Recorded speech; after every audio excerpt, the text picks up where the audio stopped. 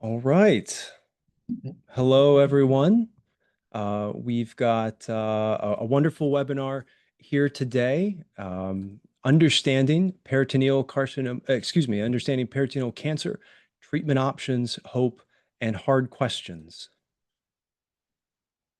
My name is Bo Plants. I'm the executive director with the Abdominal Cancers Alliance, and I'm going to go over just a couple of housekeeping items for us all before we get kicked off. This webinar will be a roundtable discussion. We're going to try to get to as many questions that folks submitted ahead of time for the time that we have this afternoon. If you have additional questions, please add them to the Q&A box and be sure. Oh, I'm told I can't be heard at the moment. Can you all hear me? Very good. Very good. Continue with some housekeeping items here. Any questions that come up through the course of our conversation today, please use the Q&A box on the bottom menu of your screen. And be sure to send them to all participants. We'll try to get to as many questions as we can as time allows. All lines will be muted for noise reduction during the conversation today. This webinar will be recorded and will be shared following the webinar, posted on our website, as well as on our YouTube channel. And if you have any questions during the webinar or following the webinar, you can reach out to our team, to me directly, as well as to our program director, Amy Hanley. You can reach her directly at ahanley@abdominalcancers.org. Today's webinar is being produced by the Abdominal Cancers Alliance. We are an organization focused on abdominal cancers, peritoneal cancers. We are an independent nonprofit connecting and empowering the abdominal cancers community to see that every abdominal cancer patient receives appropriate and timely care throughout their cancer journey. We work to connect the larger abdominal cancers community to patients and to resources, to organizations, to care that they need to help save and improve lives. We do this through three primary program themes: by raising awareness with the public and care providers, by making connections to resources and care and organizations supporting this community, and guiding patient and caregiver navigation throughout the cancer journey. You can learn more about the Abdominal Cancers Alliance and the work we do at www.abdominalcancers.org. I also want to share a thank you to ACPMP Research Foundation for helping support us with this webinar, and for a collaborative campaign for Appendix Cancer Awareness Month. August is Appendix Cancer Awareness Month, so we have active communications campaigns and volunteers supporting and spreading awareness about appendix cancer all month of August. But we also have some other events coming up, such as in September, we'll have Ovarian Cancer Awareness Month, as well as several events to raise awareness and to promote our work and fund our work in the month of September. So you can learn more about our events all year long by going to abdominalcancers.org/events. Today's webinar is about peritoneal carcinomatosis. These are cancers that originate from a variety of different organs within the abdominal cavity and spread throughout the abdominal cavity, often to the peritoneum, or the lining of the abdomen. Treatment for peritoneal carcinomatosis is varied and often includes surgery, including cytoreductive surgery with or without hyperthermic intraperitoneal chemotherapy, or CRS HIPEC, which has evolved as a novel approach for the treatment of peritoneal surface malignancies. And without further ado, I'm going to introduce some of our speakers for this afternoon. Include members of our medical advisory board for the Abdominal Cancers Alliance, including Dr. Armando Sardi, our moderator today. Dr. Sardi is also the co-founder of the Abdominal Cancers Alliance and a surgical oncologist and medical director of the Institute for Cancer Care at Mercy Medical Center in Baltimore, Maryland. Also have Dr. Jason Foster, the Chief of Surgical Oncology at the Fred and Pamela Buffett Cancer Center in Nebraska. Dr. Edward Levine is a professor of surgical oncology at Wake Forest University School of Medicine and the section head of surgical sciences oncology at Atrium Health Wake Forest Baptist in North Carolina. Dr. Maheswari Senthil is an internationally recognized surgeon and scientist who specializes in the management of patients with peritoneal carcinomatosis. Dr. Peter Ledakis is a respected medical oncologist and hematologist at Mercy Medical Center in Baltimore, Maryland. And finally, Dr. Vadim Gushchin is a surgical oncologist at the Institute for Cancer Care at Mercy Medical Center in Baltimore, Maryland as well. Dr. Sardi, I will hand it off to you and invite you to take it away. Okay, thank you very much for everyone participating and all the the staff members that really, all the surgeons and that have been able to be here and medical oncologists. I was looking at the numbers, and altogether we have a combined experience of over 100 years performing HIPEC. Wow, I didn't think we have been around for such a long time, but it is really a lot of experience and a lot of things going on. So I'm very excited and I thank you for being here on a Friday afternoon in the summer. I never thought that this was possible, but thanks to all of you.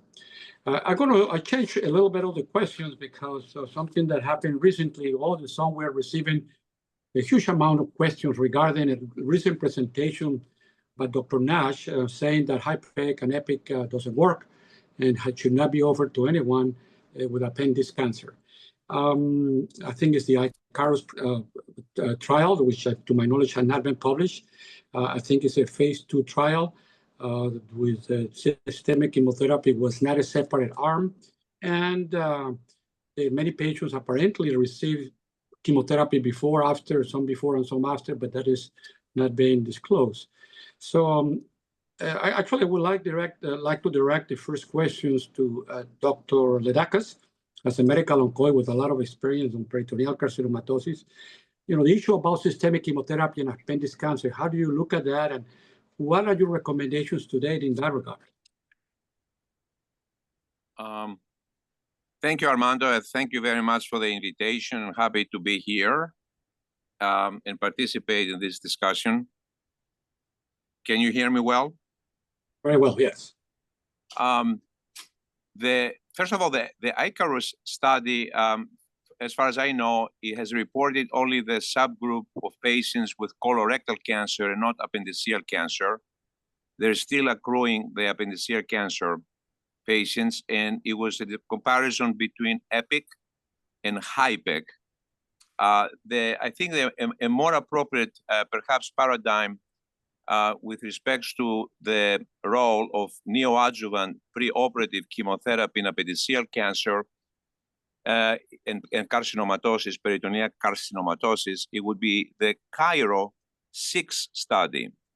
The CAIRO-6 study was just presented in abstract form, presentation in ASCO, and basically is the study that randomizes about 350 to 400 patients with metastatic colorectal cancer and peritoneal disease without any extraperitoneal metastasis to perioperative chemotherapy with regimens that we use in colorectal cancer, such as FOLFOX, FOLFIRI, and CAPIOX, and surgery CRS with HIPEC alone. And it was powered to show a 15% improvement in overall survival. And it seems that the results so far at about 41 months follow-up, there is no difference in overall survival between CRS HIPEC alone. Again, this is in metastatic colorectal cancer, and perioperative chemotherapy. There was, interestingly, an improvement in progression-free survival in the arm with perioperative chemotherapy, but not overall survival. So this kind of study is missing, is absent in appendiceal cancer, probably and most likely because of the low incidence of appendiceal carcinomatosis compared to colorectal cancer. But without a prospective randomized trial such as the CAIRO-6 or similar, people really for a long time have been doing different things, and there is a lot of retrospective data. And the general approach is that if peritoneal carcinomatosis from appendiceal cancer is low grade or mucinous, and the patient, the surgery rather, is feasible, upfront surgery, the surgery should not be delayed because of chemotherapy. First of all, because mucinous carcinomas, appendiceal cancers, and low-grade malignant appendiceal tumors are chemo-resistant. Number two, because we really do not know the optimal chemotherapy regimen appendiceal cancer. We know now that appendiceal cancers are not the same as colorectal. They are not the same with colorectal. So chemotherapy, we do not really know the optimal chemotherapy for appendiceal cancer. So, and number three is that we're probably delaying a surgery that is the only curative treatment modality in appendiceal cancer. Appendiceal cancer so far is a surgical disease.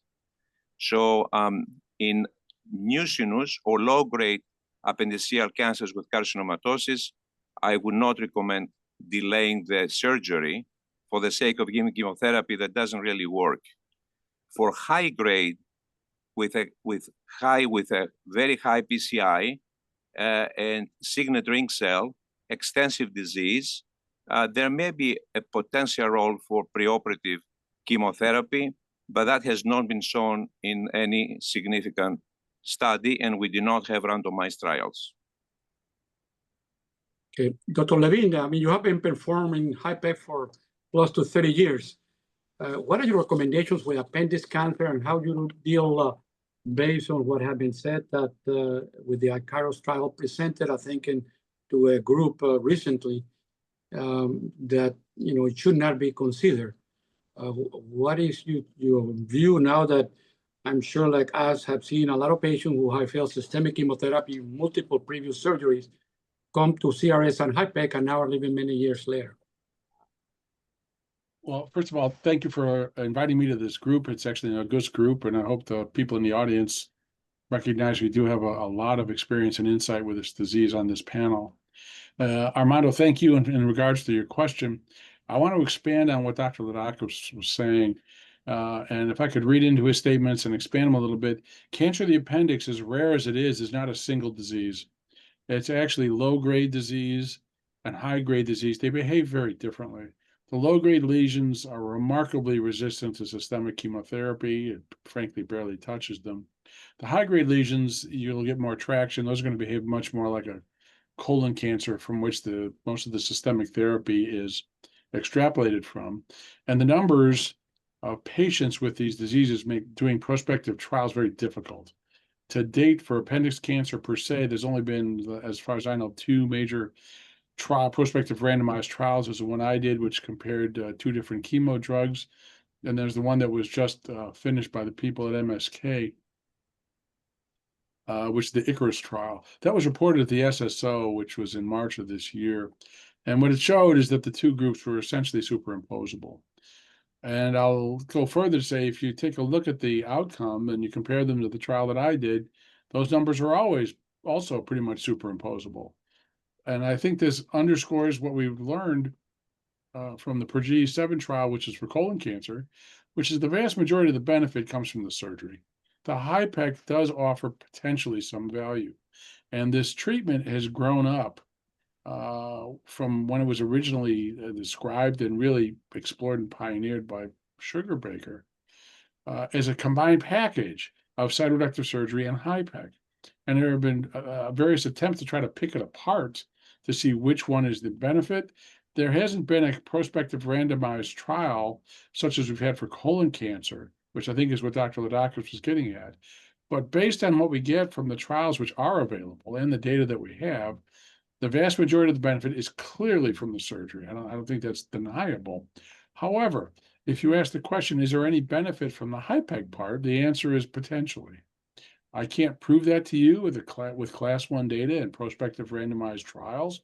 Getting that done in this country is going to be difficult to impossible, as it's very difficult to randomize trials, particularly for a disease as rare as cancer of the appendix. So if you ask me what's my approach, I still offer the CRS and HIPEC to patients who present with appendiceal tumors, particularly for the low-grade tumors.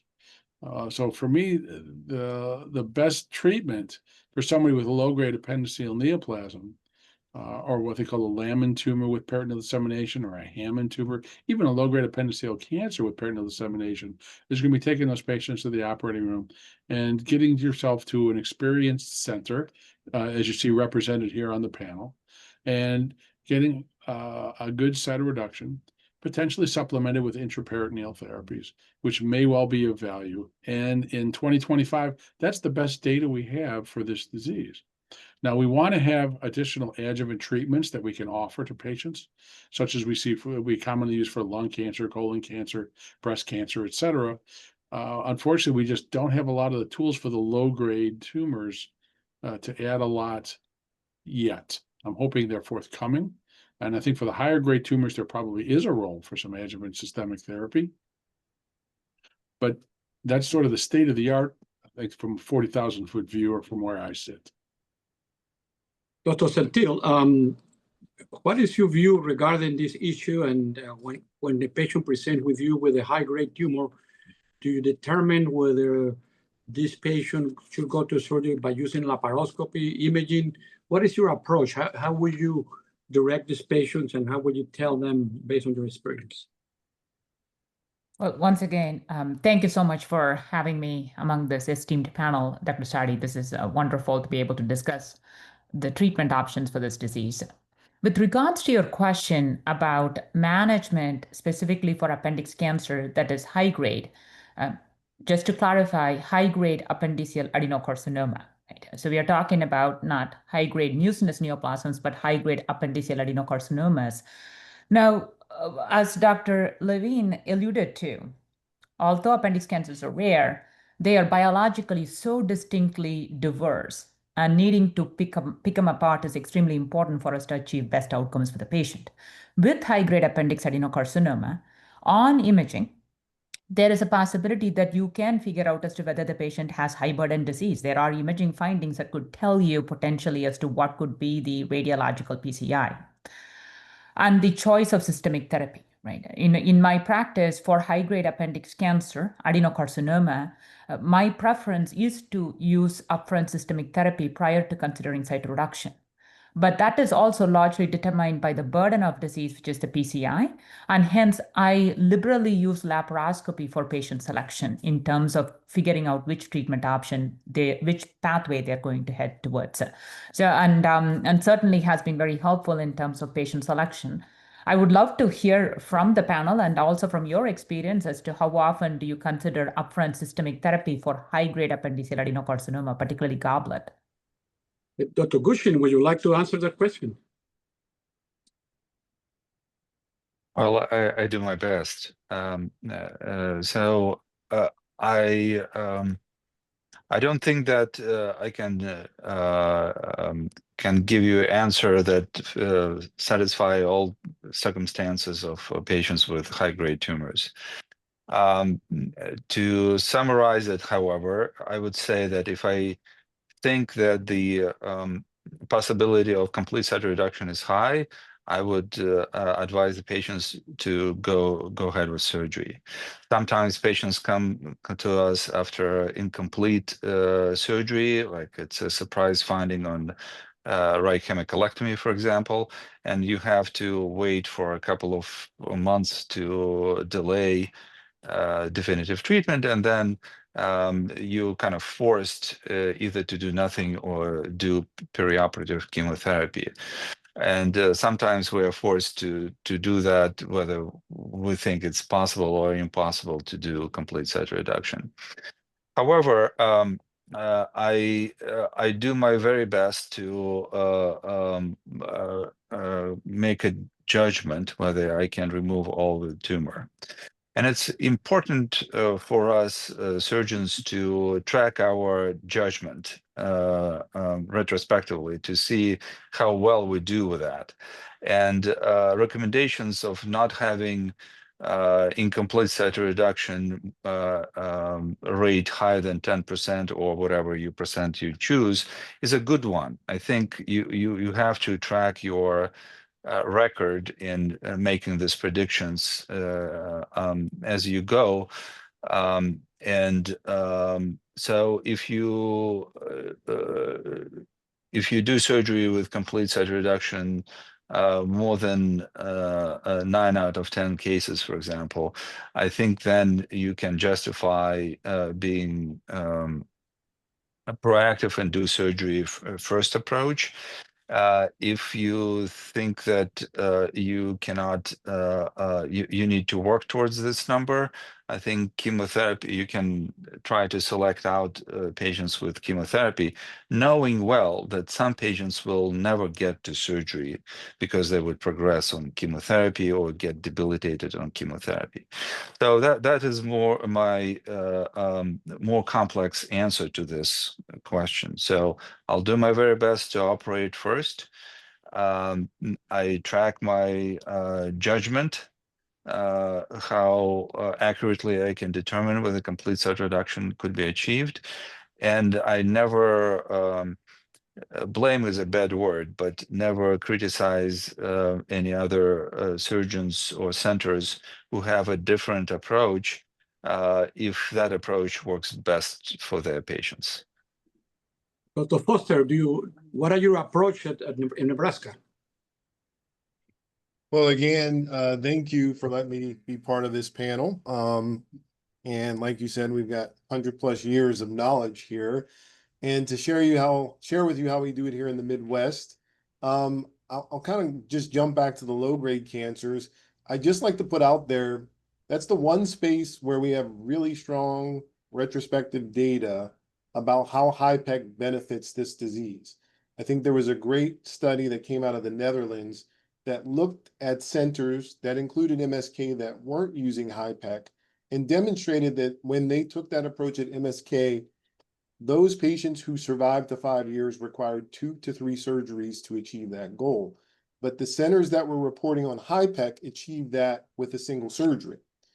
And what we learned from that is that we weren't measuring the timeline long enough, that when you look at the 10-year survivorship in the absence of HIPEC in low-grade disease, those patients who weren't afforded that either early or at recurrence, unfortunately did not make it to a high percentage to that 10-year mark versus those patients who do get HIPEC with low-grade disease. And like we all said, we can't do a trial. It's just too small of a group of patients to do that. Now, to jump in there on the high-grade component, just to kind of give my opinion, I'm kind of somewhere in the middle with Vadim and Dr. Senthil on this. I am very liberal with doing laparoscopy because I do think anywhere from 15 to 30% of these patients, the scans really do underrepresent the burden of disease. And I think if you can do a laparoscopy, that's how you circumvent taking patients who are not good candidates up front. I will say, depending on that tumor, the course that preceded it, I probably lean towards neoadjuvant, particularly with our patient population, because they do tend to have a more aggressive biological arc. And I do want to test that biology before I go in and subject them to surgery. I think the other thing we haven't talked about in this space is that unfortunately these are patients who get symptomatic, and they can get symptomatic even when they progress. And you may be compelled to do an incomplete site reduction to address that component of their case so they can get on to the next line of therapy. And I will say that we have patients who progress initially because we pick one or two options. The first option isn't as effective. We do a meaningful debulking and we get another opportunity to do an iterative debulking and can kind of get these patients on. And this is a long-winded way to say, as you've heard, from Ed Levine and from Peter Ledakis, this is such a spectrum of disease biology for such a small group of patients that there is a very individualized component to care that comes up for these patients. But the tools are just, as we said, chemotherapy, best surgical debulking, and again, recognizing that sometimes there is a need to do incomplete debulking in the face of symptoms so that people can get on to those next treatment options. I would like to add something, and obviously I'm very biased in the favor of HIPEC, perhaps because I had the opportunity to see so many patients for the years that usually come to us very late after failed systemic therapies, after multiple surgeries with a lot of issues. Actually, we recently reported that women actually end up having more problems than men because most of these peritoneal diseases like appendix present with ovarian masses, and they are treated by gynecologists, oncologists with incomplete sexual reduction, then leading to a more complicated follow-up surgeries with more potential side effects and complications. The other thing in my personal approach is that the patient comes to me and I can do laparoscopy, especially the ones that haven't had multiple surgeries before. I will do a diagnostic laparoscopy and I will look at the small bowel. People talk about the PCI, and I would like to follow in a few minutes about the PCI. Personally, here, we don't follow the PCI, providing that we can remove all visible tumor. Laparoscopy helps us a lot, and mainly, I'm looking what is happening to the small bowel. Because for quality of life, you pretty much, without previous surgery, with more complex approaches, if the bowel is clear, or you can clear at least 200 centimeters, you probably are going to at least have a patient with a good quality of life, of course, with some GI problems. And the other issue is that I review all the data about preoperative chemotherapy for appendix cancer, and it's actually, at best, very negative. In other words, if you are lucky to get a 20% response in patients with high-grade tumors and advanced, and if you actually treat it with chemotherapy and 80% doesn't respond, even though you can help 20% of people, what happened to the 80% that are not going to respond and are going to progress? And even though we published a few years ago a retrospective trial about that, in our cases, the patient who had preoperative chemotherapy and failed that therapy, when we took him to surgery, did a lot worse than the people who came and didn't have chemotherapy before surgery. However, as you said, it's a complex issue. There are multiple problems related with that, and the issue of quality of life becomes very important. Now, the next questions that I want to say, let's talk about the PCI. I mentioned we look at the small bowel regardless of the PCI, but a lot of patients are denied because you have too much tumor. Dr. Foster, now that you are there on the overview, how do you treat the PCI and what do you tell the patients? I think you pretty much said what I say. I think we go to the same altar on this one in peritoneal disease, that I think PCI is a number, but I think it's also anatomical location, that the small bowel by far is the most difficult area to clear, and it's the area that we can't clear, and it can plague things. So I do think that can limit my ability to do a meaningful debulking. And again, we don't practice in a vacuum as you described, with patients, because each patient may come in with symptoms or without symptoms, and you're required to intervene. So while some will say a PCI of 15 to 20 is too much, I will tell you my median PCI in Nebraska sits around 20 to 23, regardless of whether I give them neoadjuvant or not. And the distribution is the bigger factor for me in terms of whether or not I can clear this disease. I think the other thing that comes up in high-grade patients is the portohepatus too, in terms of how rigorous that disease is. And again, it's an area that can be of clinical silence, we'll say, in terms of direct symptoms, but it does have some biological impact, as well as potentially a lot of, if in the rare cases, extranodal or extraperitoneal nodal disease or other manifestations that are triggering that this is a more biologically aggressive tumor. So while the PCI is a useful tool for us, it is not something that I base my decision on. It's just as you said, Armando, can I achieve an optimal cytoreduction, and will this lead to better quality of life for this patient? We'll come up with a strategy in those patients. But if you have things like extensive small bowel disease, portohepatus disease, I'm going to leverage some systemic therapy in those cases before we go in there and see what we can do. How many patients do you usually see that will respond effectively to systemic chemotherapy that actually become amenable to a cytoreductive surgery? Is that It's a fair question. I guess I look at it this way, in the sense that I have patients, when I put the laparoscope in, just as we described, with such extensive small bowel disease, that my intervention is only going to get into the way of that opportunity.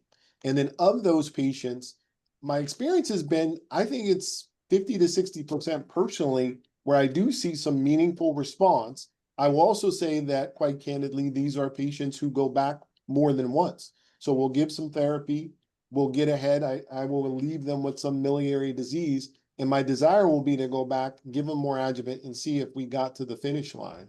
And there are others, unfortunately, where their biological disease and my ability to do a meaningful debulking isn't there. And then the question is if I can't really do anything that isn't going to benefit you, then we are kind of leaning on systemic therapy as that option. And that's sort of the challenge. I think there's some patients, unfortunately, present with such bulky disease that you can't meaningfully do anything without rendering them an intestinal insufficient patient with very little intestinal tract. So that will be the two categories for me. And I would say my experience is that systemic therapy works more 50-60% of the time for my patient population, more than what you seem to experience in your population in that setting. Dr. Dr. Senthil, you have anything to comment in this regard? Yes, I actually want to give context to the use of systemic therapy, and particularly with the Chiro-6 presentation that came out, right? And we don't have the entire paper to make an assessment, and analogous to the high-grade appendix cancer discussion that we currently have, right? So when we look at the Chiro-6 data, what they at least showed is that there is, as you pointed out, a difference, statistically significant difference in progression-free survival. And it seemed to be better in patients who received perioperative systemic therapy, actually 13.5 months in the group that received the perioperative systemic therapy versus 7 months in the group that underwent upfront surgical resection. Now, that's a result. I understand in terms of the median overall survival, they mentioned it was 44 versus 39 months, and it was not statistically significant. But progression-free survival cannot be ignored in peritoneal disease. Right? That's an important finding. What happened to patients who progressed is also something that we would expect the authors to speak about. And if there is a statistically significant difference, that's something that we have to pay attention to. And the subgroup of patients or their characteristics that resulted in that separation would be important, because they are presenting on patients with metastatic colorectal cancer who were eligible for cytoreduction. And that's how the group has been characterized. But we know that colorectal cancer has such a diverse biology as well, and the aggressiveness and the outcomes of these patients could be quite variable based on the mutation status.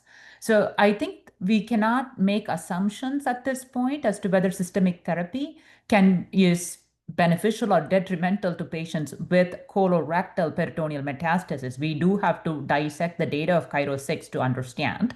Even when they looked at the patients who underwent complete cytoreduction, the median overall survival for patients who underwent systemic therapy was about 54 months compared to 45 months in the group that underwent systemic therapy alone, or CRS alone. Right? So there is a difference. Maybe it didn't reach statistical significance, but not something that we can entirely ignore until we see the full data. Taking that into consideration, when we think about high-grade appendix cancer, high-grade appendix adenocarcinoma, and I agree with Dr. Foster, I have seen good results in terms of systemic therapy and response to systemic therapy. So I do think that there is a subgroup of patients in appendix cancer where systemic therapy might be meaningful addition in terms of the multidisciplinary approach. Right?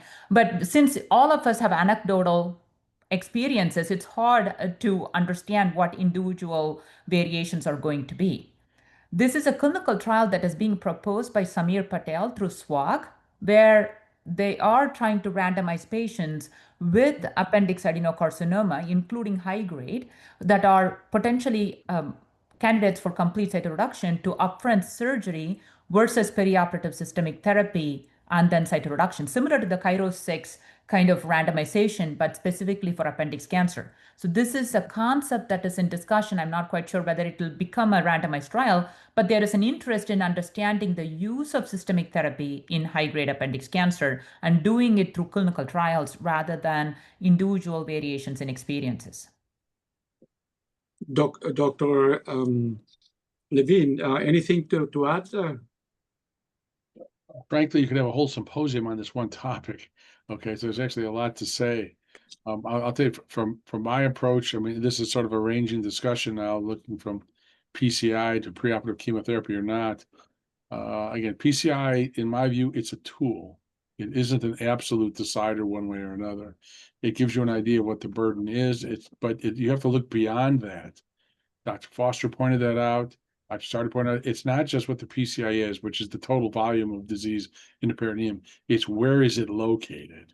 If it's on the small bowel serosa, particularly the proximal small bowel serosa, your chance of getting things cleared out without leaving the patient with chronic short gut syndrome and terminally hooked up to IV nutrition at best is prohibitive. Additionally, low volume disease on the portohepatis to me is even more frightening because you can't really clear that once it invades beyond the peritoneum. You can strip off the lining off that, but once it starts going into deeper structures, those structures are not really replaceable. What's more, it implies a tumor biology, which is extremely unfavorable. For me, one of the advantages of the preoperative chemotherapy for the high-grade subsets, and I'm going to point out for the high-grade subsets only because I don't use it for low-grade. For the high-grade subsets of patients with appendiceal cancer, I look at it a little bit differently because the truth is, for the patients I've seen, if you have patients who progress on chemotherapy for high-grade cancers, their prognosis is quite poor. And unless they've got a very low PCI score or very low peritoneal tumor burden, the chance of having them be long-term survivors is frankly remote. So debulking patients who have got disease clearly progressing with high-grade cancer on best chemotherapy, those patients do very poorly in my hands, and I prefer not to put them through the rigors of a cytoreduction and HIPEC. Okay. Now, there are several questions about monitoring patients after HIPEC. I would like to hear each one of you and see how do you follow your patients. As there are other questions that say, okay, regarding second CRS on HIPEC and how to prepare for it, and when do you make that decision? Now, as you mentioned, there is a wide spectrum of, the low grade is in all mucin. Then we have the intermediate grade, which is considered also a high grade. However, it's not the solid CR, the tumor that is the most difficult one. So for monitor moving forward, how do you follow your patients after HIPEC? How often? What tests do you use? Do you use MRI or CAT scan? And let's see, Dr. Levine, what are your thoughts?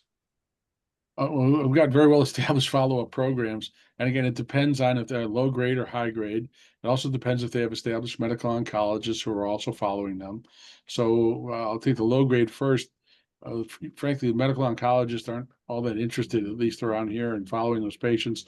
So usually I follow up people with low-grade tumors every 6 months. I still prefer CAT scans, although MRIs are just as useful. Personally, I can read CAT scans better than I can MRIs. I also use tumor markers if they were elevated ahead of time. By that, CEA, CA19-9, CA125. These are simple blood tests you can follow. If they're elevated before, we can follow them after. It's a tool you can use. The CAT scans are a tool you can use. And you want to see how the patients are doing. And for these low-grade tumors, even if you have a small volume recurrence, you do not necessarily have to operate on them, depending on how old the patient is, what their other medical comorbidities are. I've had patients with low volume recurrences I've been following for 15, 20 years, some longer than that, who have gone on to die of other diseases with disease in the abdomen, which never bothered them. So finding tiny volumes of low volume, low grade disease to me doesn't make a whole lot of sense. I have not seen much luck with the new circulating tumor DNA for the low-grade tumors. So I don't order that. I don't follow that. And sometimes, to get to your question, when do you go back? When the tumors start progressing, and I don't wait till the patients are symptomatic if you're following this way. By the time you think they might be getting close to being symptomatic, or if it's a disease in a place which is difficult to deal with, I'm going to want to take those patients back for repeat cytoreductions, as long as you can get a complete cytoreduction and they're in a good medical state, so they don't have other medical problems which will make it prohibitive. And if you're going to come back for a repeat, you need to come to those operations in the best shape you can be, mentally, physically, spiritually, nutritionally, by every parameter. Just like a Marine going into combat, the better shape you are going into the event, the more likely you are to come out of the event in good shape. Dr. Gushchin, do you have anything to add to this, to the follow-up? I want to to talk about philosophy of your relationships with patients. It is very easy to succumb to this urge to find every little abnormality on the imaging or elevated tumor marker that makes everybody anxious and triggers a lot of invasive or non-invasive tests and even surgeries. So it's very important to establish shared goals with a patient to live longer or to live without disease. What do they want? And during this conversation, you kind of the patient and yourself commonly kind of come down about every possibility, every abnormality on the MRIs and the CAT scans that you are probably going to encounter in next 10, 15 years of your follow-up.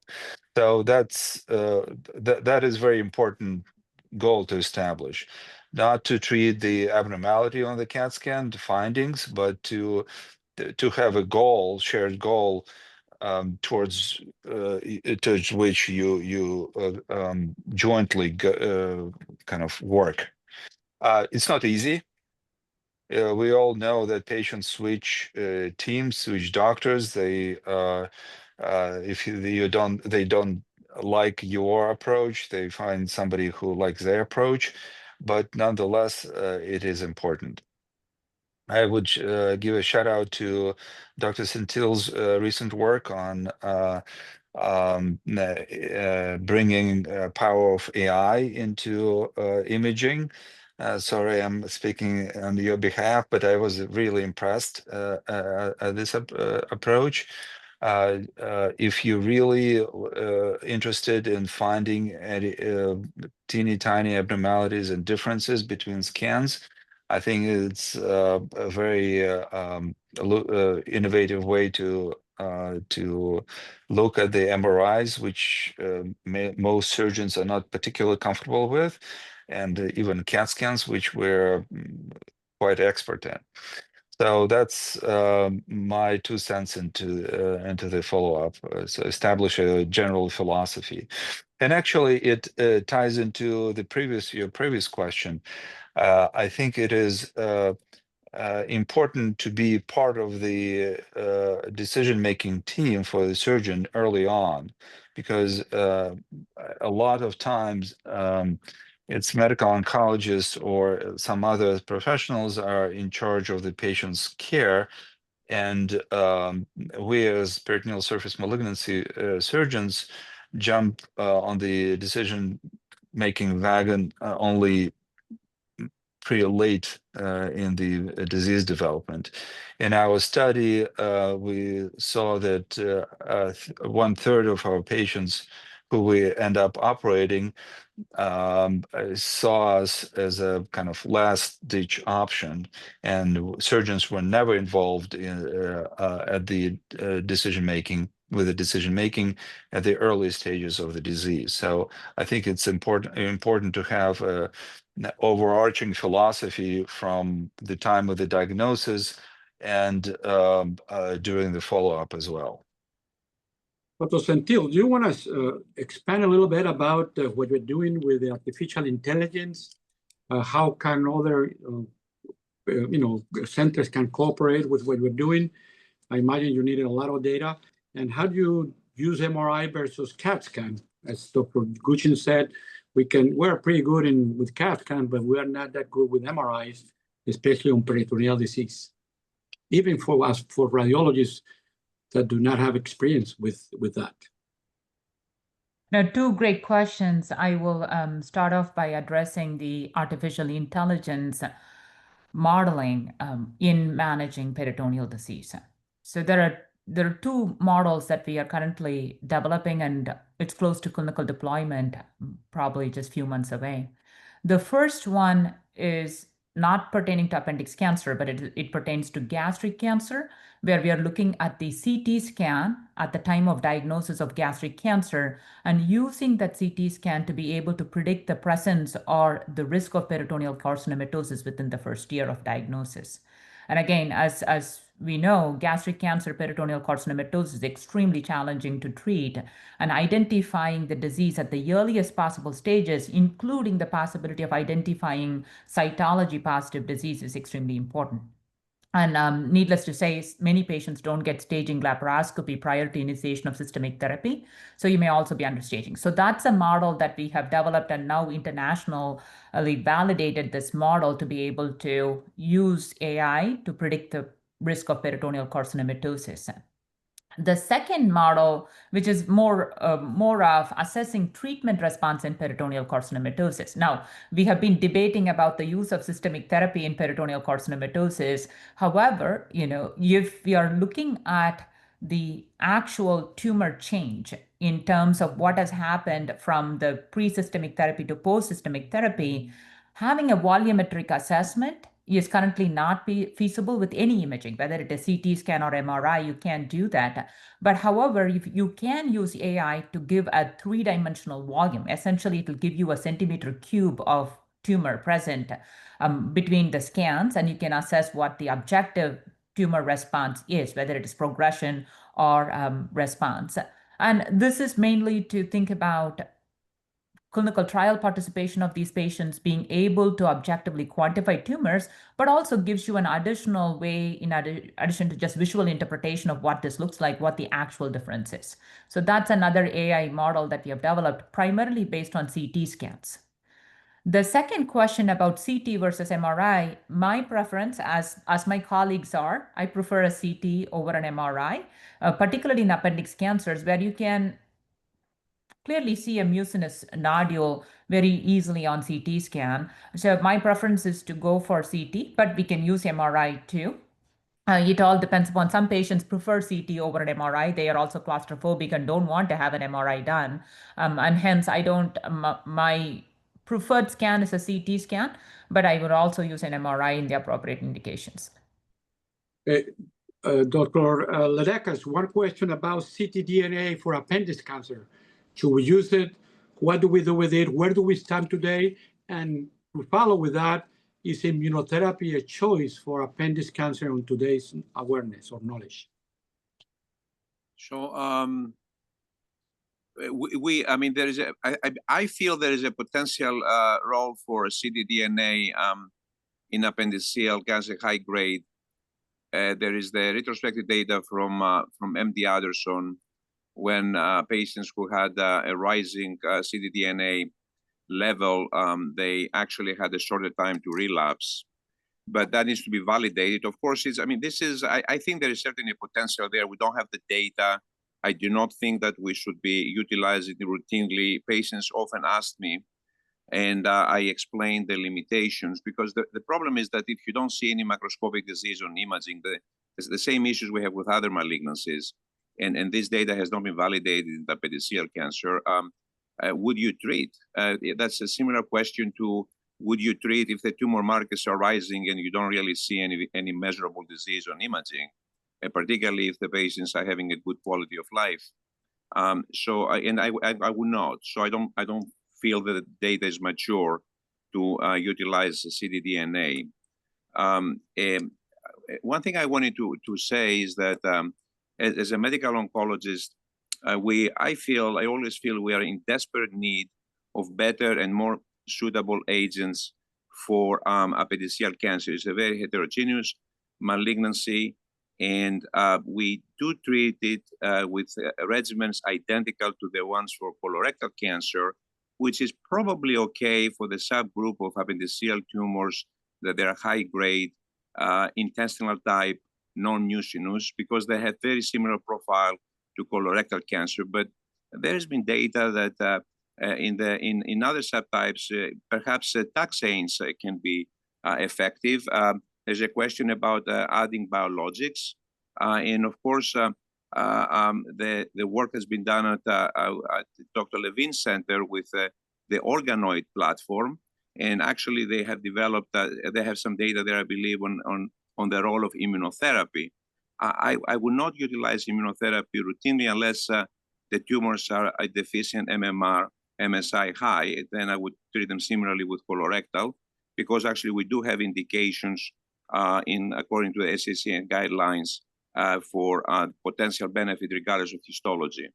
But Dr. Levine, is the organoid platform that you pioneered in your center, is it applicable in a broad scale? I was always very interested in its development. Thank you for your interest in our research. It is. We can use it to develop things. Now, we're not using it for general determinations at this point. Frankly, I just got CLIA approval for the organoid center, so we can now use it for clinical decision-making work, which is, I think, a big step forward. And what the organoids are is basically we grow tissue out, and rather than growing them in a broth, which is tissue culture, which has been used for many, many years, we can grow them in little organoid balls. And what we've done is taken some of these are harvested at the time of surgery, the tissue. We take some lymph node tissue or potentially some splenic tissue, and we have ways of putting that into the organoid, which gives you sort of a rudimentary immune system, which we can manipulate to see if the patients are going to have any sort of a response to some sort of immunotherapy. If you take a look at the data, the usual markers for sensitivity to immunotherapy that we're going to get off of genetic sequencing and next generation genetic tests, the yield is under 5%. So the number of patients who are eligible for this, for low grade or even high grade tumors, is pretty small. But being able to find them is tremendous, because when you can't get a good response from immunotherapy, it can be helpful, and even more importantly, it can be durable. So the responses to immune treatments tend to be much more durable than you get to systemic chemotherapy. So can we use this? Yes, we're actually working to leverage this as a predictive model to who might be able to benefit from that. I do not yet have this available for widespread clinical use. The laboratory is actually making a fair amount of progress on it, and we're getting ready to expand it, and hopefully we'll be able to move forward with clinical trials evaluating exactly the question Dr. Ledakis is getting at within the next year or two. Is this, the tumor viable that you get at the time of surgery, or a storage? It has to be a viable tumor, correct?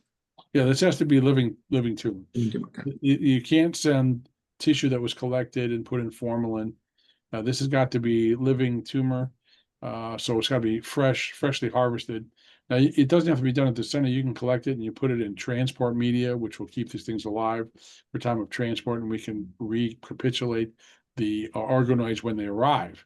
So it doesn't mean if it's not done on this site, we can't utilize it, but we have to know it's coming, and you have to harvest the tissue in such a way that it's done sterilely, number one, and put in appropriate support media so we can keep those cells alive till they can get here to the lab to the point where we can put them and have them generate organoids.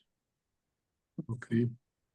Dr. Foster, do you have anything to add regarding the two issues that we discussed recently, including monitor with CAT scan or MRI? Thanks, Armando. Yeah, I would agree with everything everyone said. I would say that I actually do use both CT and MRI, and painfully I've gotten better at reading MRIs, which has been useful. And I have found they do work together pretty well. I've had cases where the MRI was more disclosing than the CT in things that were not appreciable in some of my low-grade patients, and similarly on my high-grade. And on the flip, there's been times where I've seen things on the CT that the MRI didn't detect. So I think I tend to alternate in my follow-up strategy for both, and in my planning, I'll get a baseline to see if one is a better predictor than the other. And I think the other thing is, being at a place where your radiologists are skillful at reading both platforms is another thing that's super important to the technology, to its benefit. I think one other thing I'd put out there is and we started this conversation with the goblet cell cancers. The one thing I've found is that is a subset of patients that can fly under the radar without much imaging abnormality. And the follow-ups are just as important to check in on symptoms, where I will have patients with minimal change in their scans, but will have developed peritoneal recurrences that I act upon because of their symptoms. and progressive symptoms in particular with small bowel symptoms and other things. The other tool that comes up for these patients is endoscopy, because sometimes you don't see it. You do a colonoscopy and you can see some evidence of recurrence intraluminally that leads you into it as well. And I would say none of us have said anything about PET scan, and I think it has very little utility in this space. Now, one thing, there are several questions about quality of life. And I think we go in and do these massive operations and we cure people, and people are, out there, but we sometimes don't put attention to the side effects of what we do. I mean, all these surgeries can have a tremendous impact in quality of life, but it is systemic chemotherapy, and quality of life is something that we, as physicians, are sometimes not as good as putting attention in what we're making decisions. It's something that a surgery, when we're trying to cut a more bowel, what does it mean to this patient quality of life? And one of the questions that come up is about fertility. A lot of young patients come to us. We do this big removal of uterus and ovaries. And for appendix cancer, would any of you put the patients early enough into, hormone replacement therapy because of the early menopause? And is there any contraindication for it? Dr. Ledakis, from your point of view, is there any contraindication for fertility? For giving hormone replacement therapy in patients with colon cancer or appendix cancers versus ovarian cancer?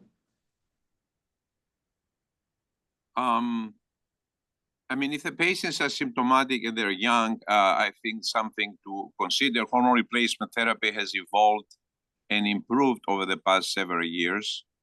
And for at least short time periods, just a few years, and unless there is family history or genetic predisposition, I think it's relatively safe. And of course, younger women will have several issues with quality of life after this kind of surgery and the treatment. So I would consider, but I would talk to the patient. I consult with the patient's gynecologists, and that's how we proceed. And we look into the family history, and we even, if there is an indication for genetic testing, which otherwise we wouldn't do in appendiceal cancer, we actually look into it more in depth. Anyone in the panel want to add anything to this? And do you place them early, right after surgery, or do you wait for symptoms to develop? I had recently a doctor actually that he said, Dr. Sardi, you should have put me on replacement therapy right away because I had 3 months of terrible quality of life because of early menopause. How will you approach this in general for appendix cancer? Well, I'll be happy to chime in here. If you have a patient who's premenopausal, particularly the younger patients who are premenopausal, they tend to have much higher estrogen levels. And if you have the tumor on both ovaries, the ovaries have to be removed. They have phenomenal hot flashes. And the symptomatics are, the symptoms can be truly overwhelming. Now, usually I don't start them on anti-estrogen therapy for probably about a month or so after the surgery is done, because the estrogen therapy is somewhat prothrombotic. It predisposes you to blood clots. So I usually keep the women off of it for about a month till they have a full recovery. And then I'll usually start them on estrogen therapy. If they have a gynecologist, which is established, that's fine. And I don't know of any interaction between estrogen and growth of appendiceal tumors that I've ever heard of. So I don't think you're risking anything. But the menopausal symptoms, particularly for the younger patients, they described it like being shot out of a cannon. It's very, very difficult for them. Very substantial compromise to the quality of life. And I want to reach out and highlight what you were saying. The quality of life for these patients is important. I've spent a lot of time studying this in hundreds and hundreds of our patients. And I don't think you can emphasize enough the emphasis on how important some of the issues are as they relate to quality of life for the impact of the operations that we do in terms of bowel resection, length of bowel resection, menopausal status for premenopausal women, colostomies. And the other one I wanted to highlight is the importance of the caregivers and the loved ones who have to help these patients get through these experiences. These are enormous operations. They can take many months to recover from, and considering the quality of life is absolutely crucial to choosing, I think, the right operation and finding the right supports for these patients after these operations are completed. And actually, the reason why we started the Abdominal Cancer Alliance, as suggested by patients, is how do we connect everybody? I'm talking about all the organizations who deal with peritoneal carcinomatosis from different malignancies. How we all connect to raise awareness so there is more information about it, and potentially for the patients who benefit from or could benefit from these big operations should be referred to a center as early as possible. So that's what is going to lead to the best results. Any other questions from your point of view that you want to address today? Amy, is any new questions on the file?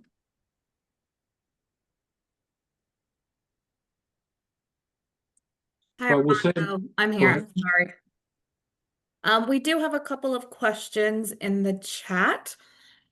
Is there a benefit of repeat HIPEC for ovarian cancer with peritoneal carcinomas when there's a PET scan evidence of further involvement of the small bowel and splenic lesion?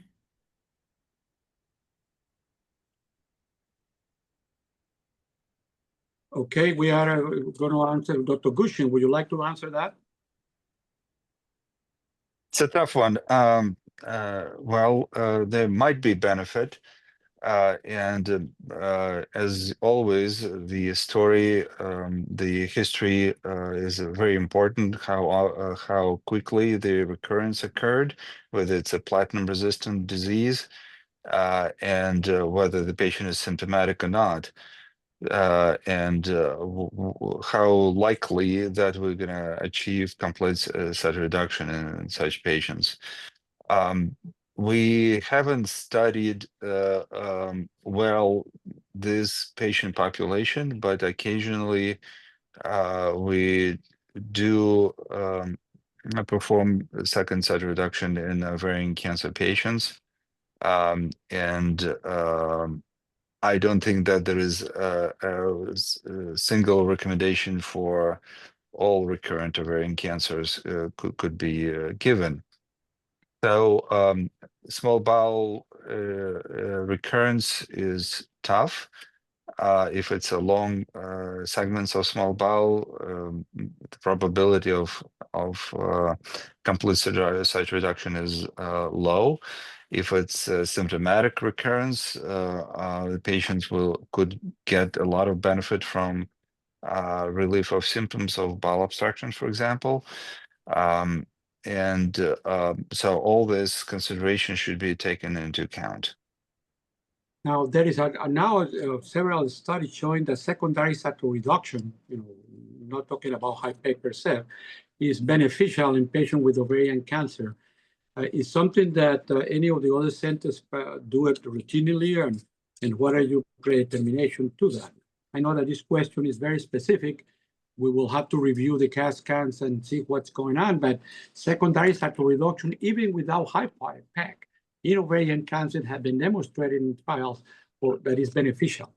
And I think even in ovarian cancer, when we do CRS and HIPEC, one thing that have changed, even the patients who are not cured, is that the bowel complications such as intestinal obstruction are decreased and extend the life of the patient and better quality of life, because usually that is taken care of and is avoided earlier. But what is the experience, Dr. Forster, in that regard? Yeah, I was going to chime in and you called on me, which is perfect. We know that one of the first trials done in HIPEC, I believe, came out of Italy or Greece. It was around this in terms of recurrent patients in performing HIPEC, and they had a randomized trial that showed benefit for patients exclusively with peritoneal disease. As you said, Dr. Sardi, this particular case would have to be assessed on the merits of its ability to achieve optimal cytoreduction, which is the key for every patient who undergoes this. But some of the take-home elements from that, and I was part of a big retrospective multi-international paper that showed this as well, that these iterative debulkings in the recurrent setting can extend survivorship. And I do think it's a ripe area where we need to do more clinical trials, both here and internationally, on the topic. But some of the take homes in this space is if patients remain platinum sensitive, and if they, in knowing the details, if the first effort was not a complete cytoreduction and patients remain persistent disease that's flexing and responding to treatment, that is a different entity than someone who recurs with platinum resistant disease. So just to put it out there, there's a lot of dimensions to this, but there is a lot of value. And also when you read this space, now we're surgical oncologists and not gynecological oncologists, I do think sometimes the water gets muddied in their data because they combine peritoneal recurrence with local recurrence, with isolated recurrence and systemic recurrence. And I don't think that they're all the same. And I would argue, yes, you should get evaluated and you may be a candidate for benefit. But like we said, this is all about individual case-by-case assessment on some level. Dr. Senthil, do you want to say anything regarding ovarian cancer? Dr. Levine as well? I think those points are extremely important to consider. I mean, the point that you made about the survival benefit of secondary cytoreduction in patients with ovarian cancer, appropriately selected patients. And the criteria and selection is probably the key. And Dr. Foster's point about did the patient have a complete cytoreduction during the original ovarian cytoreduction is also a key consideration when you are thinking about the potential treatment options for the subsequent so-called recurrence.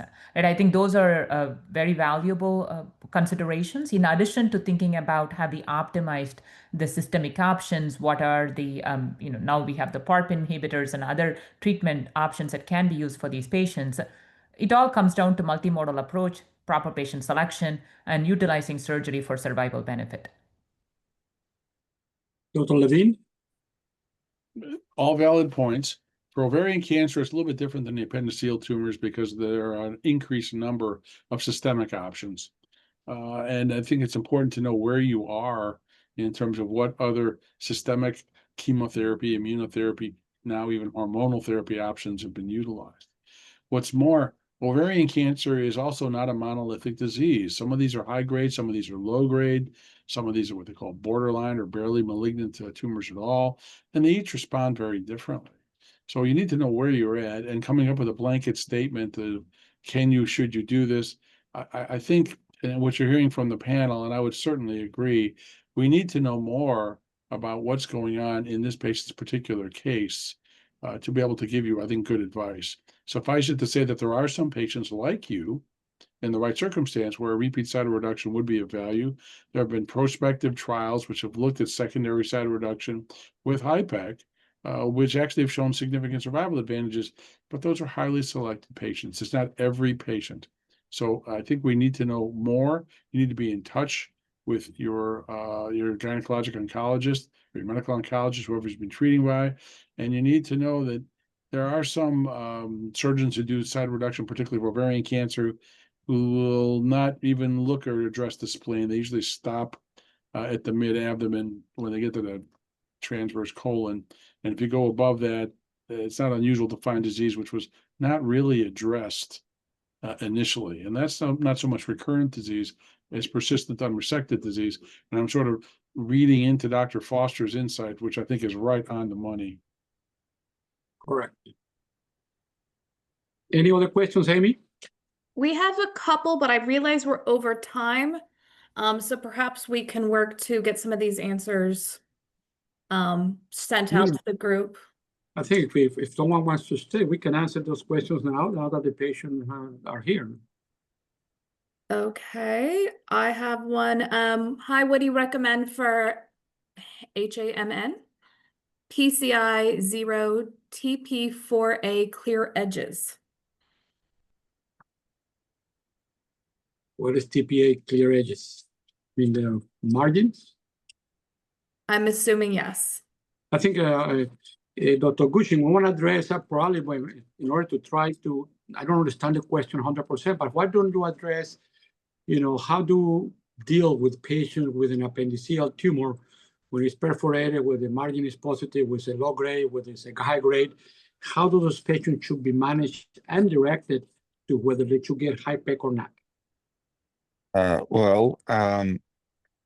I think we made a lot of progress since 20 years ago treating these patients. I still remember doing and universally recommending doing surgery with HIPEC, with just full laparotomy with a laparoscopy. And I think we tamed down quite a bit with our recommendations. I understand that the question is about appendiceal tumor with no visible peritoneal disease. So I think we learned that very few patients, if any, progress with peritoneal disease in the next months or even few years. And it is important to first make sure that indeed there is no peritoneal disease, that the task number one for me. I usually make sure that the patients do not have peritoneal disease with either laparoscopy or with serial CT scans. And I tend to advise patients to be actively watched and be attentive to their symptoms, to their CT scans, and offer them laparoscopy to make sure that there is no progression of the disease or retained disease. And if the margins are positive, then it really depends how badly it is. They are positive. For invasive cancer, we still recommend right hemicolectomy to assess their nodal status. For low-grade disease, just negative margin would be enough at the cecal, at the intersection with the cecum. So the bottom line, I think we treat these patients less and less and watch them more and more. That's my general kind of answer to this question. Dr. Levine or Dr. Foster, do you have anything else to add to it? Yeah, I would tend to highlight what Dr. Gushchin is saying. If it's Lamin or Hammond, and the margins are negative and the tumor's not ruptured, I usually recommend baseline tumor markers, getting a colonoscopy after the patient recovers from their operation, and surveillance. I don't know of any data that says moving on with a HIPEC is going to help. Frankly, I don't perform right colectomies for Hammond tumors either. The rate of nodal metastasis is under 5%. You can be doing that for nothing 95% of the time. So mostly I try to give these patients reassurance because it's frightening to get that diagnosis. But I think some observation is reasonable. Other than that, and screening colonoscopy, I think mostly what they need is what I call vocal anesthesia or vocal assurance that they're doing better than they might be thinking. Okay. If there is a perforation with high grade, or That's a different beast. what would you do? Recommend HIPEC at that time? Well, I think you can worry about it. The only data I know of for that with no peritoneal disease is it would be you'd be extrapolating from the HIPEC T4 trial, which is a colon cancer trial, which showed some benefit for that. So usually, if it's high grade, I'll usually recommend a right colectomy. I think, and then I would discuss the patient whether they want to add a HIPEC to that. There's no prospective data for appendiceal cancer that adds anything, but frankly, adding the HIPEC to a right colectomy, particularly if you do it minimally invasively, is not substantial. So to me, that's a discussion with the patient. I don't do it routinely, but I would offer to the patient if they wanted it. And again, this is for specific question. So Dr. Sardi's put forward, this is a patient with a high grade perforated appendiceal cancer without signs of peritoneal dissemination. I would just add, I agree with what everybody has stated.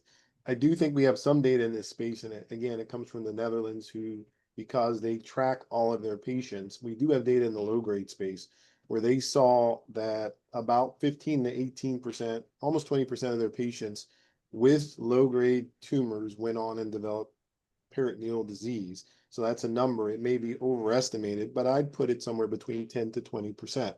So I do think what everyone is saying is that imaging is recommended. What we gleaned from that study is that the timeline of developing more bulky pseudomyxoma was about 18 to 24 months. So I tend to delay my look with the laparoscope for at least a year because it is such a slow growing indolent tumor. You could look at a year or 2 years for low grade. I think high grade, we have very little data in this regard in terms of risk of peritoneal disease in these patients, but we know that they occur. And again, the same tools that we use to surveillance our patients with peritoneal disease, we would use for these patients. And I would say the T4 status, as everyone said, or the margin status, I should say, in particular, you know, if it's low grade, I would wait until that year and look at the cecum, and if there was something there, we would deal with it. You can do usually a partial cecectomy at laparoscopy if there was, and sometimes you'll detect it on MR. If it's high grade, again, yeah, I think our general surgery community will sometimes shuttle these guys very quickly to the right hemicolectomy, but I do think there's a little bit of value in pausing because between the inflammation and other things, going back for the right hemicolectomy, which I agree with Dr. Levine, the Hammonds I would not do because I don't think there's a lot of value. But if you're a signet ring or if you are a high-grade mucinous adeno or a straight-up adeno, the likelihood that you might find concomitant low-volume peritoneal disease that either got missed is going to be there, and you can proceed with HIPEC. And to answer Armando's question about perforation, it would be a long conversation since we lack data to do HIPEC just for perforation, but it would be a conversation because their risk might be a bit higher in the perforated. For us, the laparoscopy in high grade and also low grade have been very important. Actually, as you mentioned, frequently they had the appendectomy. You do a laparoscopy, and if you are careful and looking around, there's really tiny little metastases on this high grade tumor, which is, in my opinion, the best time to do it. In fact, when we look at our data of those patients, all those patients are doing extremely well. When there is a perforation for low grade, we are actually following these patients, unless there is no other disease, and recurrence rate is minimal, if there is no really, just a perforation without other disease. So again, it's a wide spectrum, but follow-up, as you mentioned, is very important. One question that I do not have experience with is HIPEC. I mean, how do you use it? Do you recommend it? Where do we stand with that? What knowledge and when do the patient should be referred to that treatment? Dr. Jason or Dr. Levine or Dr. Gushchin? I'll tell you, I haven't embraced HIPEC to this point. I have a privileged position in terms of reading literature that comes out on this. It's sort of an indication or a technique looking for an indication, in my view. So it's got some potential, but remember what it is. They're putting a laparoscope in, they're not resecting anything, and they're just running chemotherapy around and hoping that it'll penetrate far enough through the tissue to make someone who is marginally or unresectable resectable and controlling peritoneal disease. There's been very spotty evidence of that actually being successful. It's going to depend on what type of tumor you have.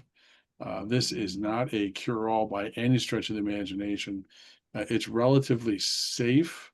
That's pretty clear. Done in smart hands, but in terms of efficacy, there are some trials which are being put together by the people at the City of Hope, but I haven't started doing HIPEC, and those are the reasons why. One of the, actually we see some patients who started, HIPEC and then didn't respond. And when they come to us, they have been potentially resectable even when they began doing the procedure. So like you said, we are probably looking for an indication for a procedure, which, as we know, if you have big tumors, intraperitoneal chemotherapy of any kind is not going to work very well. There is a question about a consultation. I think all of us are open for a second opinion in patients who live far away. They are asking what do we recommend. I think it's important that we get all the surgical notes, operative notes, pathology reports, and hopefully slides, as well as CT scans, so we have the opportunity to review them. And I think anyone here will be willing to do that. We do that for people who live far away, to see whether they are potential candidates for the surgery, so they could avoid a lot of expenses in traveling all the way here. But one of the reasons, as you can see here, there are doctors all over around the country that may be close to you with experience that will be glad to review your data when necessary. But yes, a second opinion is very important. If you have peritoneal carcinomatosis and someone tells you you are not a candidate, I definitely suggest that at least you have another opinion with another expert. And I don't know if the rest of the panel feels the same way. I would just say it's important to get to a center with significant experience with the process. There are a lot of very young centers, and the learning curve for these procedures is long. It's at least 30 to 50 cases, at least, depending on whose paper you read, maybe several hundred. The people you see on the panel, the surgeons have all done at least that many. Some of us over the thousands, but it's important that you go to an expert center where they have significant experience. And there are now a number of them around the country. So I would seek an expert opinion. Second opinions, I think, are an excellent idea. I think I did 4 of them today. It's important to go someplace where you have confidence in the expertise that you're seeing. These are, as you've heard, very complicated situations. And you need people who have been in the field, have done this, have shepherded patients through these difficult situations, and are familiar with the complex operations that these procedures represent. And I would echo what you said, and I do think all of us are willing to review the data before you make the trek. Like, does it make sense?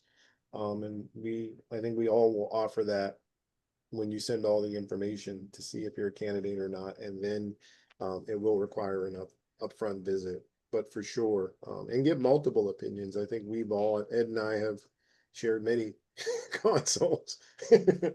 I've shared consults with all the people on the panel and far beyond.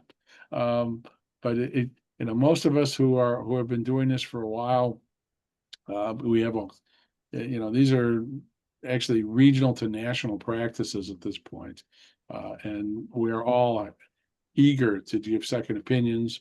And sometimes I'll tell people, the guy you saw the first time did a great job for you. Go back and follow up with him, because it's too far to drive here. I'm in North Carolina. Other times we'll say, well, you might want to make change what you're doing.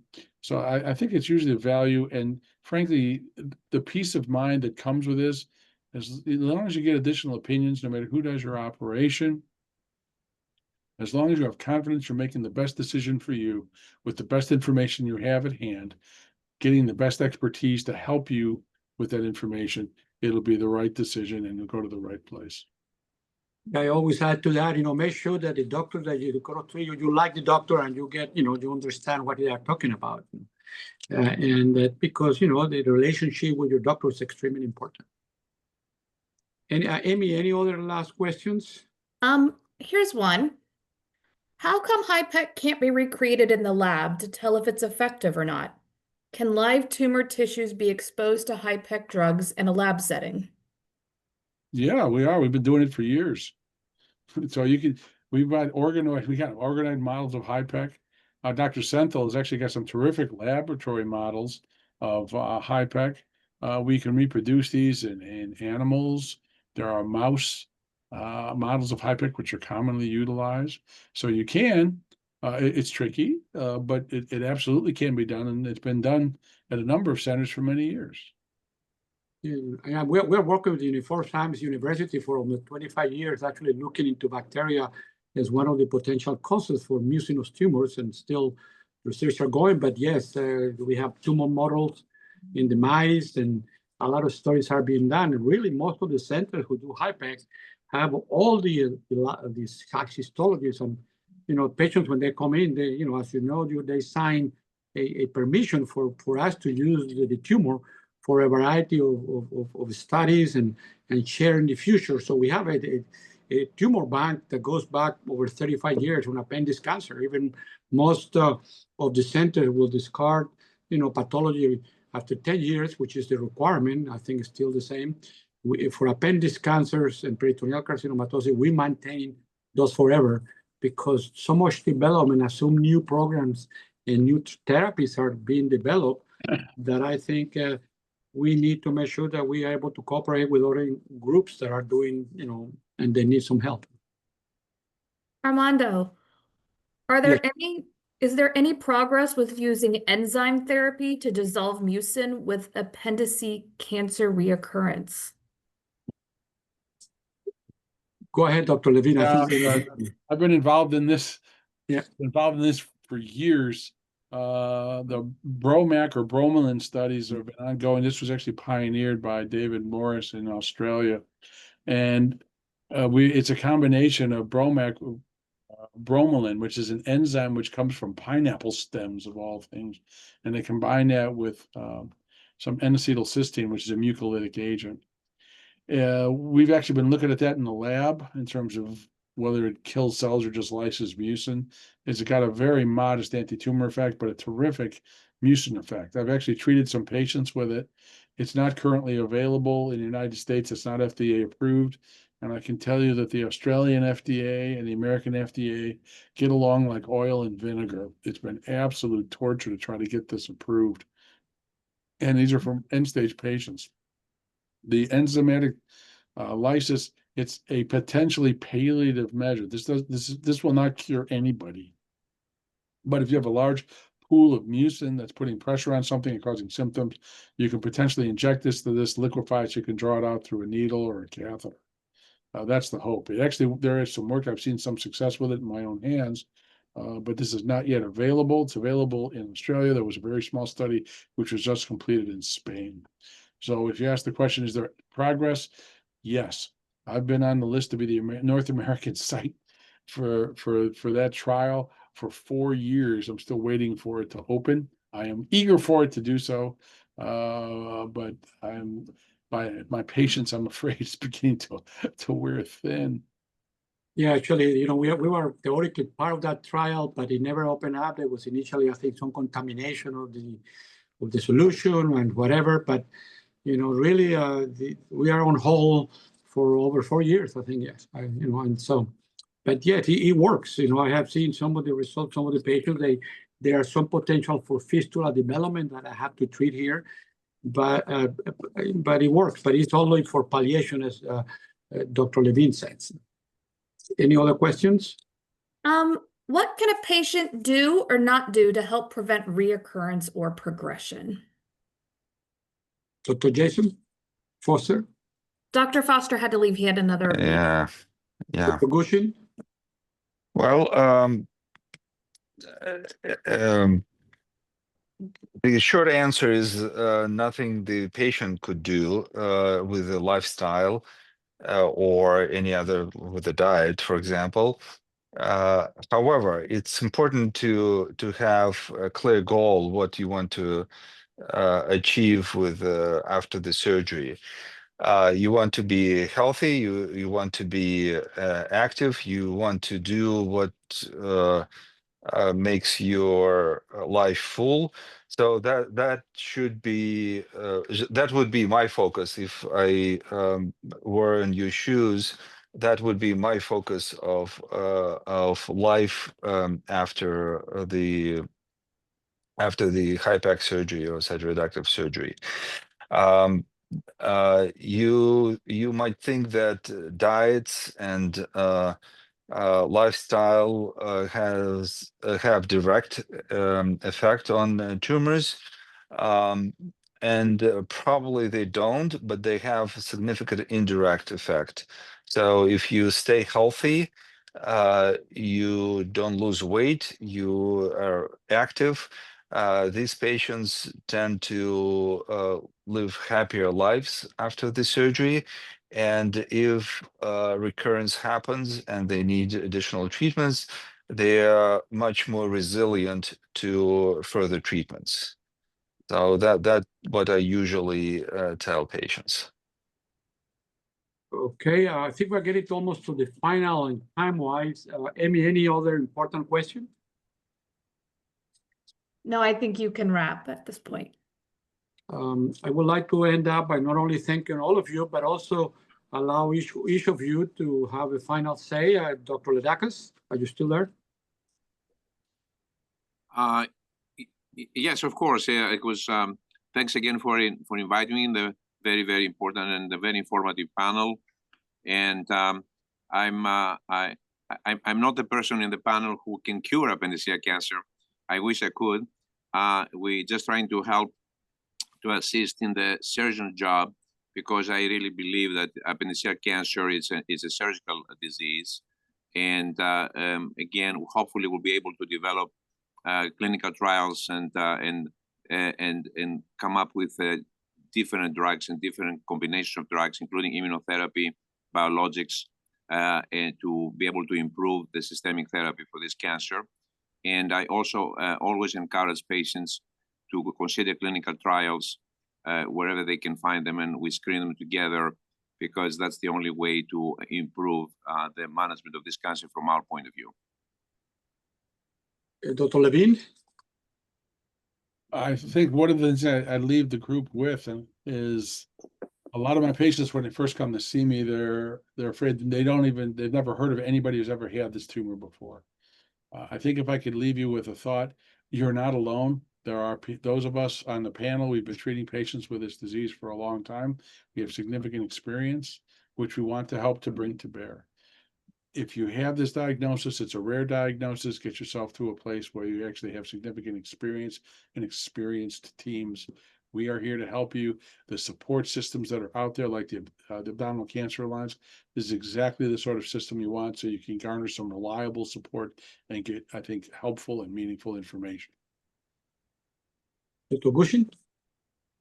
Once a year, all our patients, or most of our patients, come to Baltimore to show each other that it is possible to live after a cytoreductive surgery in HIPEC with this diagnosis for years or even for decades. I see patients from 15, 20 years ago when we did surgery. Some of them have several. And I get the most satisfaction when we recount our steps from the time of the diagnosis, how we try to find a common solution between the patient, the treatment team, and to tackle the tumor either into oblivion or into the state where it doesn't interfere with the patient's life and they still can enjoy it. I get most satisfaction from these stories. And I think it is important to form a long-lasting relationship with the treatment team and to keep it consistent. Yeah, I think Dr. Foster and Dr. Senthil had to leave.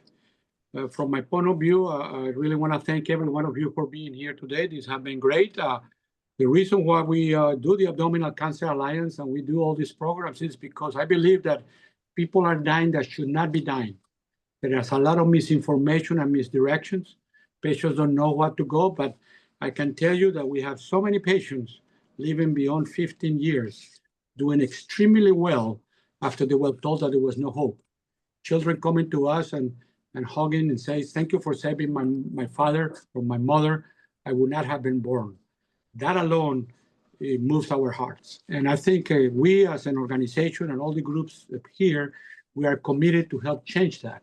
Hopefully, by using the power of the people, power of all the organizations, and all are working together, just imagine how much can be done and how many people can be saved. You know, I really believe in HIPEC, even though I know there's a lot of controversies, and I believe it because I see it on the patients after they were told that nothing could be done. And again, thank you, every one of you. Thank you for being here. And we encourage the patients to ask more questions and to get awareness and use your power to change what is happening. Thank you, and have a wonderful weekend. Thank you. Thank you very much.